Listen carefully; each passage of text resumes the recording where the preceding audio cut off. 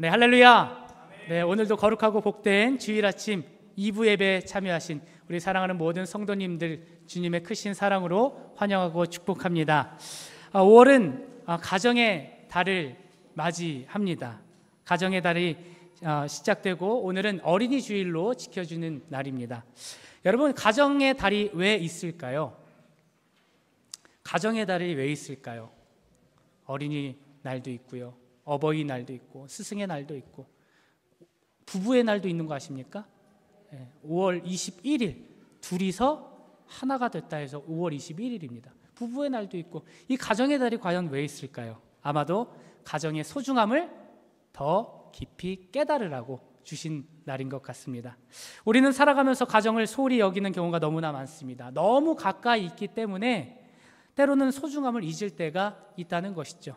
그래서 이 5월만큼은 가정의 소중함, 자녀의 소중함, 부모의 소중함, 스승의 소중함, 그리고 함께하는 믿음의 공동체 식구들의 소중함을 깨닫고 또 아름답게 표현하는 귀한 시간이 되기를 주님의 이름으로 축복합니다.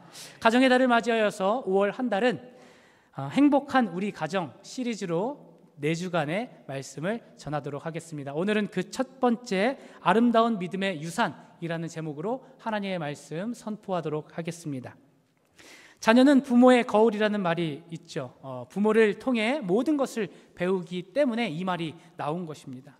부모를 통하여서 예배하는 모습, 사랑하는 모습, 관계를 맺는 모습, 또 화해를 하는 모습, 그리고 부모를 통하여서 위기를 극복하는 모습, 고난에 대처하는 모습, 그리고 그것을 이겨내는 모습, 희망을 바라보는 그 모습을 통하여서 우리 자녀들은 자라난다는 것이죠. 그리고 그 부모님의 모습을 통하여서 자녀들은 영향을 받는다는 것입니다.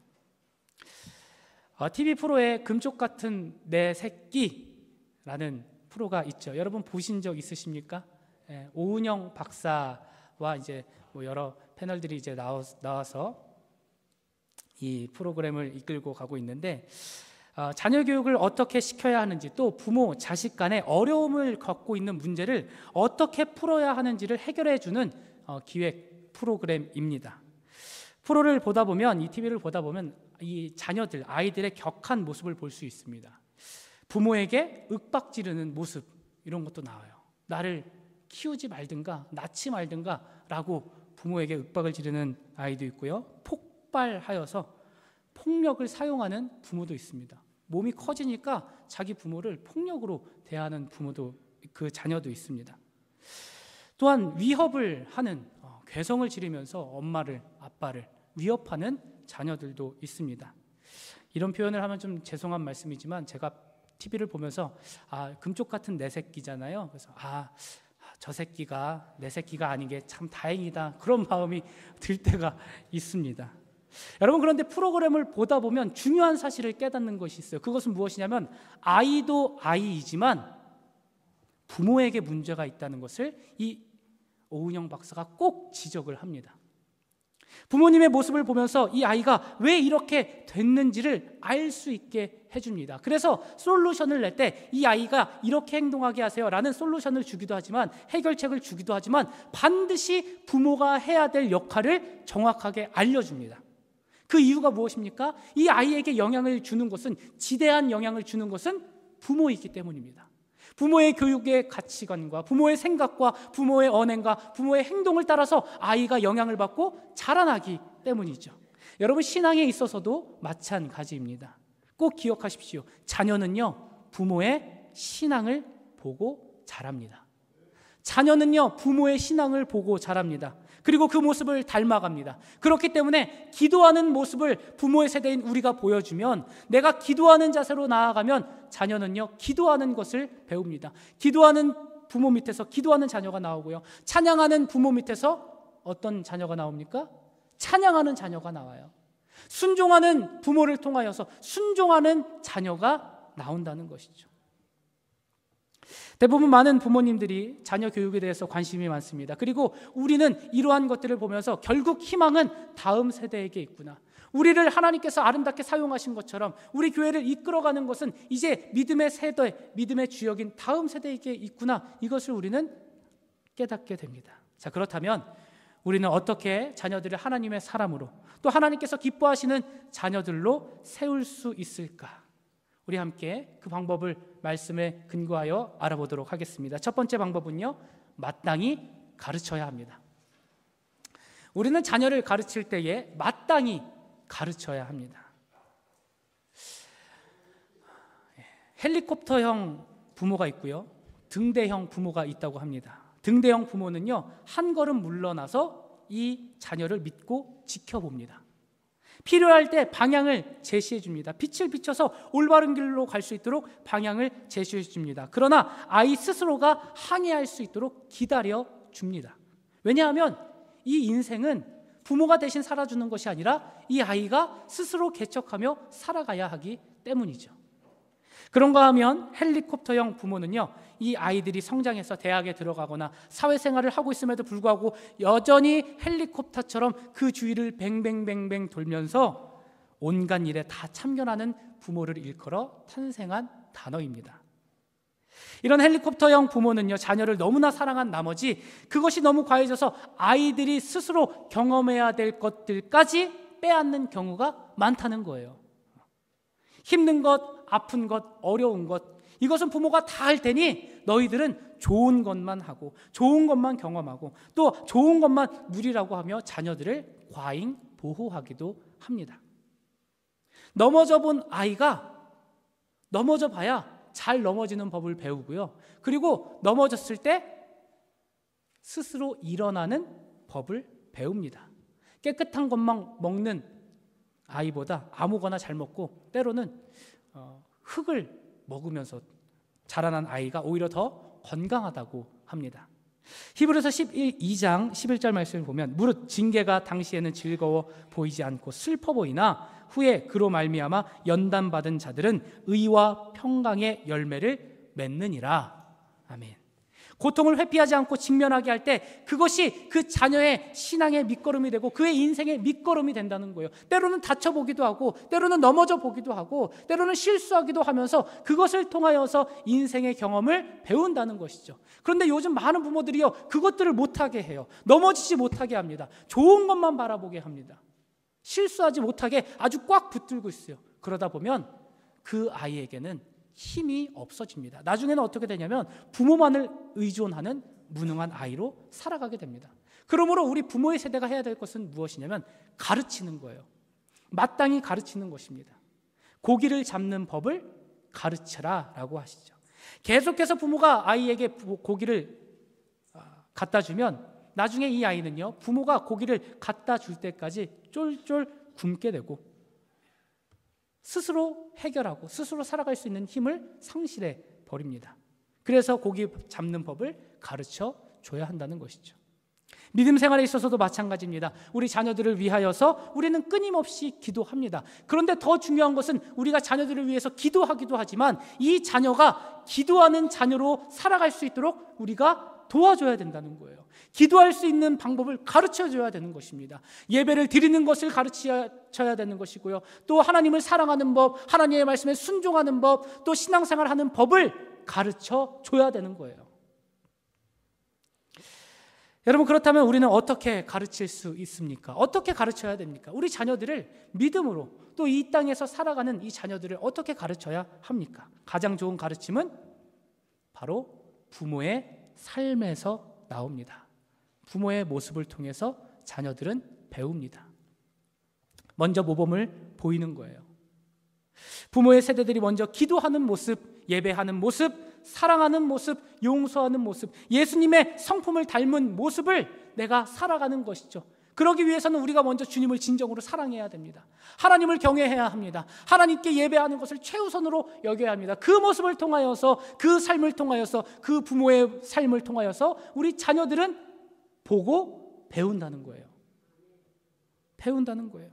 자, 그렇다면 자녀들이 그 모습을 배우고 살아가는데 그렇기 위해서는, 그 자녀들을 잘 가르치기 위해서는 누가 잘해야 됩니까? 누가 잘해야 돼요? 우리가 잘해야 된다는 거예요. 우리 세대가, 우리 믿음의 세대들이 잘해야 된다는 것입니다. 고린도전서 11장 1절 말씀 우리 함께 읽겠습니다. 내가 그리스도를 본받는 자 된 것 같이 너희는 나를 본받는 자 되라. 아멘.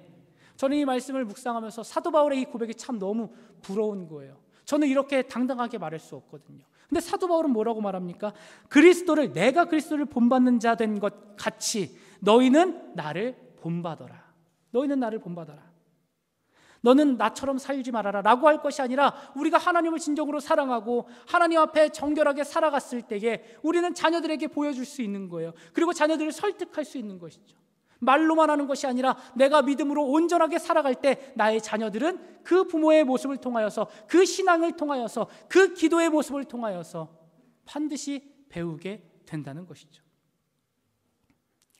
사랑하는 성도 여러분, 하나님께서 우리에게 자녀를 맡겨주셨습니다. 나의 자녀가 아니에요. 우리의 자녀가 아닙니다. 누구의 자녀입니까? 하나님의 자녀예요. 하나님의 자녀를 하나님께서 우리에게 잠시 맡겨주신 겁니다. 자, 그렇기 때문에 우리에게는 책임감이 있는 거예요. 어떤 책임감이 있습니까? 잘 가르쳐야 될 책임감이 있어요. 그것이 바로 의무입니다. 여러분, 그렇기 때문에 우리는 자녀들을 가르칠 때에 너무 자녀들의 비율을 맞추지 않아야 합니다. 그것은 옳지 않은 모습입니다. 왜냐하면 반드시 후회하기 때문입니다. 너무 비율을 맞추면요, 너무 자녀에게 맞추면요, 가르쳐야 될 것, 마땅히 가르쳐야 될 것을 눈치 보면서 가르치게 돼요. 그러면 안 된다는 것이죠. 그래서 저는 지금부터 벌써 확 나중에 커도 부모의 말에 순종할 수 있도록 잡으려고 하는데 자꾸 미꾸라지처럼 빠져나가긴 하는데 그래도 잡아야 돼요. 그래도 마땅히 가르칠 것을 가르쳐야 됩니다. 그리고 자녀는요, 머리가 컸다고 해서 부모의 말에 무시할 것이 아니라 그 말씀에 순종해야 됩니다. 왜냐하면 부모의 말에 부모의 말씀에 순종하는 것이 축복의 첫 걸음이기 때문입니다. 사랑하는 성도 여러분, 자녀들에게 마땅히 가르칠 것을 가르치십시오. 무엇보다 신앙의 본을 보여주십시오. 최선을 다해서 하나님을 섬기십시오. 그리고 그것을 자녀들에게 강요가 아니라 가르침으로 다가가십시오. 하나님께서 나를 지켜주시고 나를 축복해 주셨다는 그 사실을 자녀들에게 끊임없이 말씀해 주십시오.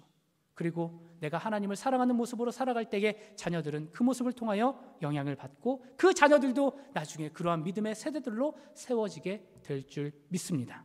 자, 두 번째로는요, 감사를 가르쳐야 합니다. 감사를 가르쳐야 합니다. 아담과 하와가 선악과를 먹는 죄를 짓게 됩니다. 하나님의 말씀을 어기게 된 것입니다. 그런데 이 죄의 시작이 어디로부터 시작된지 아십니까? 이 죄가 어디로부터 시작된지 아세요? 그것은 바로 불평에서 시작이 되었습니다. 불평한다는 것은 반대로 말하면 감사하지 못하다는 거예요. 감사하지 못했다라는 것이죠. 감사하지 못한다는 것은 하나님께서 베풀어 주신 은혜를 소홀히 여기고 마땅히 여기고 가볍게 여기는 행위입니다. 어느 날 뱀이 하와에게 찾아와서 말합니다. 창세기 3장 1절 말씀. 하나님이 참으로 너희에게 동산 모든 나무의 열매를 먹지 말라 하시더냐. 여러분, 하나님께서 이렇게 말씀하셨습니까? 모든 나무의 열매를 먹지 말라, 그렇게 뱀이 말한 것처럼 말씀하셨습니까? 하나님께서는 분명히 말씀하셨어요. 동산에 있는 모든 나무의 열매는 너희들이 임의로 다스리고 먹되 선악과와 생명나무의 열매는 절대로 먹지 말아라 라고 말씀하셨어요. 그리고 그 말씀을 따라서 하나님께서 주신 모든 것들을 누리고 아담과 하와는 감사함으로 살아가게 되었습니다. 그런데 뱀이 거짓으로 다가왔습니다. 그리고 하와를 미혹하기 시작했습니다. 동산의 모든 열매를 하나님께서 먹지 말라고 하시더냐? 왜 이렇게 하나님 옹졸해? 왜 주시려면 다 주시지? 왜 그 두 가지는 빼고 주셔? 그 두 가지 열매가 제일 맛있는 열매인데? 라고 하와를 미혹하기 시작합니다. 여러분, 만약에 뱀이 한국 사람을 만났으면 뱀은 이렇게 살아남지 못했을 겁니다. 한국 사람이 뱀을 딱 만나면 뱀이 말을 꺼내기가 무섭게 아마 담금줄을 이렇게 해놨을 거예요. 그렇지 않으면 껍데기를 벗겨가지고 바로 구워 먹는다고 하잖아요. 우리에게 먼저 왔었어야 되는데. 여러분, 뱀이요 이렇게 하와의 마음을 흔들었습니다. 흔들 때 어떻게 흔들었냐면 없는 것을 보게 하였어요. 하나님께서 주신 모든 것이 있는데 많은 것을 주시고 그 중에 딱 두 가지 안 주셨는데 그 두 가지만 보게 하였습니다. 있는 것에 감사하지 못하게 하였습니다. 그래서 그 꾀임에 넘어가서 결국 하와는요, 하나님께 불평하기 시작했습니다. 하나님, 주시려면 다 주시지요. 하나님, 주시려면 다 주시지 왜 치사하게 저 몇 가지는 빼고 주십니까? 이전에는 가진 것에 감사하고 그것을 함께 먹으면서 하나님과 이 에덴 동산에서 기쁨으로 거닐며 살아갔는데, 이 마귀의 꾀임에 넘어가서 없는 것에 집중했다라는 것이죠. 그러니까 감사하지 않고 불평하기 시작하였습니다. 결국 하와는요, 아담은요, 감사를 잃어버리게 되었고 결국에는 선악과를 먹는 죄를 범하게 되었습니다. 여러분, 이와 같이 우리는요, 뱀과 같은 부모가 되어서는 안 됩니다. 무슨 말씀이냐면, 자녀들에게 없는 것을 지적하고 못하는 것을 다그치고 부족한 부분만을 말하는 부모가 되어서는 안 된다는 거예요. 자녀들이 감사하는 자녀로 자라게 하는 것은 부모의 역할이 굉장히 큽니다. 그러기 위해서는 우리 부모들이 자녀들에게 또 다음 세대들의 장점들을 발견해 주는 것입니다. 그리고 잘할 수 있도록 그것을 격려해 주는 것이죠. 너는 왜 이것을 못하니? 쟤는 이렇게 하는데 너는 왜 이것이 안 되니? 라고 비교할 것이 아니라 하나님께서 나의 자녀들, 우리 다음 세대들에게 주신 그 놀라운 은혜를 발견하게 하는 것이 우리의 역할이라는 것이죠. 1960년도에 로마 올림픽에 미국의 흑인 여자 선수 한 사람이 단거리 육상 종목을 휩쓸게 되었습니다. 100m, 200m, 400m 경주에 1등을 해서 금메달을 거머쥐게 되었습니다. 그 여인은 바로 윌마 루돌프라는 여인이었습니다. 장애를 극복하여 올림픽의 영광을 얻게 된 사람이었습니다. 자, 놀라운 것은 이 윌마 루돌프는요, 4살 때 소아마비를 앓게 되었고 왼쪽 다리가 계속해서 휘게 되는 장애를 안게 되었습니다. 그것을 갖게 되었습니다. 그래서 이것을 치료하지 않고 재활하지 않으면 이 여인은요, 결국에는 걷지 못하고 주저앉게 되었습니다. 그러나 불굴의 의지로 그녀는 재활 활동을 하였고요, 그리고 육상 선수가 되었고 올림픽에서 무려 3개의 종목에서 금메달을 따게 되는 영광을 누리게 되었다는 것이죠. 자, 그녀가 금메달을 딴 이후에 인터뷰에서 이렇게 말했습니다. 의사들은 다시 걸을 수 없을 거라고 말했다. 그러나 나의 어머니는 할 수 있다고 말씀하셨고 나는 어머니의 말씀을 믿었다.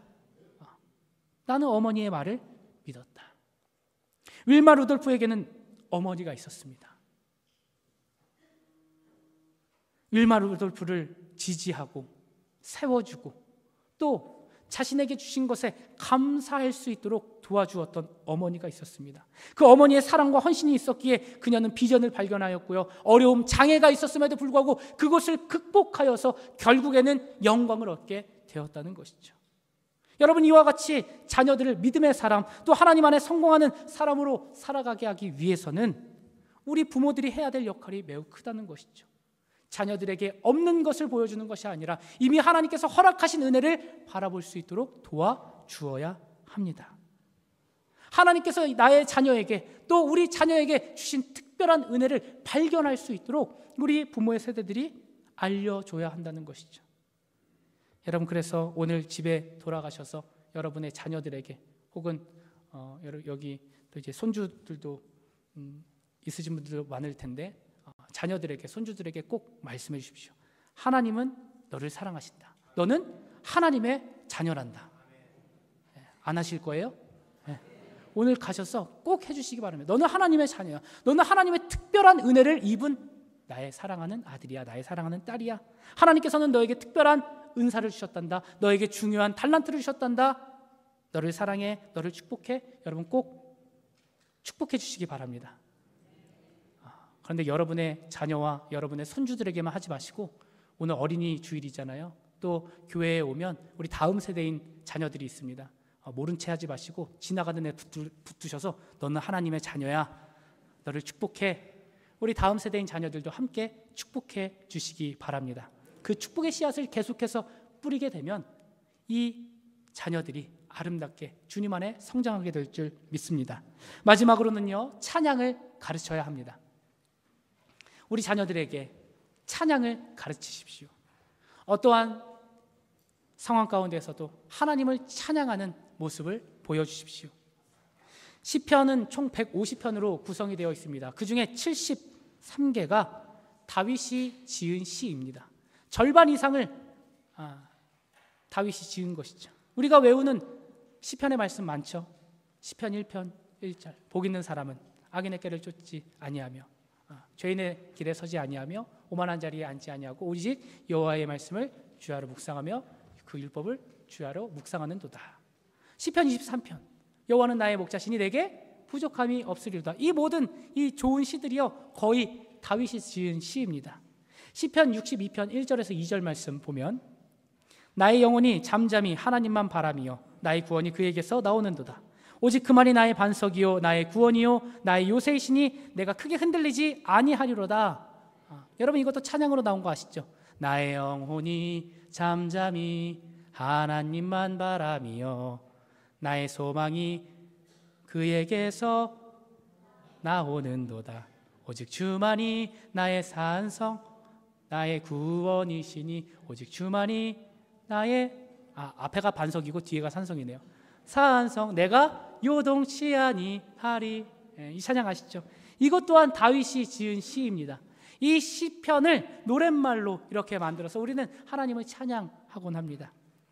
여러분 그런데 이 시들은요 매우 아름답지만 실제로 이 시는요 다윗의 비탄시라고 불려지는 시입니다. 비탄 가운데, 어려운 가운데, 고난 가운데, 절망 가운데 지었던 시가 바로 이 시편 62편이라는 것이죠. 다윗이 이스라엘 왕위에 오른 이후에 다윗의 아들 압살롬이 다윗의 아들, 그의 아들이에요. 그 압살롬이 반역을 일으켜요. 자신이 왕권을 잡겠다고 아버지를 죽이려고 합니다. 그때 다윗은요 왕권을 잃고 도망가게 됩니다. 그리고 요단 동편의 마하나임이라는 곳으로 피하게 됩니다. 더 이상 피신할 상황이 아니에요. 아들과 또 많은 군대들이 자신을 죽이려고 찾아옵니다. 더 이상 도망갈 곳이 없어요. 그런데 그때 지었던 시가 오늘 우리가 불렀던 시편 62편의 시입니다. 다시 말씀드리면 다윗은 위기의 순간, 고난의 순간에도 하나님을 찬양하였고 신뢰하였고 그 주님을 의지하였던 것입니다. 시편 62편의 이 시는요 모든 것이 해결된 뒤에 하나님을 찬양한 것이 아니라 그 폭풍 한가운데 절체절명의 그 위기의 순간 그때 다윗이 고백한 것이 이 시라는 것이죠. 다윗은 이렇게 고백하였어요. 보호하신 하나님을 찬양합니다 라가 아니라 보호하실 하나님을 찬양합니다. 지금 나의 상황은 보호를 받지 못하는 상황이지만 그러나 지금까지 나를 인도하시고 나를 위로하시고 나를 보호하셨던 그 하나님을 기억하여서 이 순간에도 이 절망적인 순간에도 하나님은 나를 보호하시고 인도하실 거라는 것을 확신하며 나를 보호하실 하나님을 찬양합니다. 그거 고백한 거예요.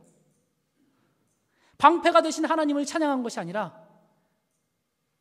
방패가 되실 하나님을 의지하며 찬양했습니다. 구원을 받은 이후에 하나님을 찬양한 것이 아닙니다. 죽음의 위기 가운데 있는 그 순간에 하나님은 지금까지 나를 구원하시고 가장 좋은 길로 인도하셨사오니 주님 지금도 나를 구원하실 줄 믿습니다. 그 구원하실 하나님을 내가 찬양합니다. 고백했다는 것이죠. 그리고 하나님께서 어떻게 하셨습니까? 다윗의 그 고백을 들으신 거예요. 다윗의 그 찬양을 들으신 것입니다. 구원은커녕 지금 목숨이 위태로운 그때의 다윗은요 미래적으로 하나님을 찬양했다는 거예요. 그리고 하나님께서는 그 다윗의 입술로부터 나온 그 고백을 들으시고 들으신 그대로 행하여 주셨습니다. 사랑하는 성도 여러분, 우리도 다윗과 같이 위기의 순간이 찾아옵니다. 우리뿐만이 아니라 우리가 키우는 자녀들에게도 위기와 고난의 순간이 반드시 찾아옵니다. 예수 믿는다고 해서 고난이 요리조리 피해가지는 않습니다.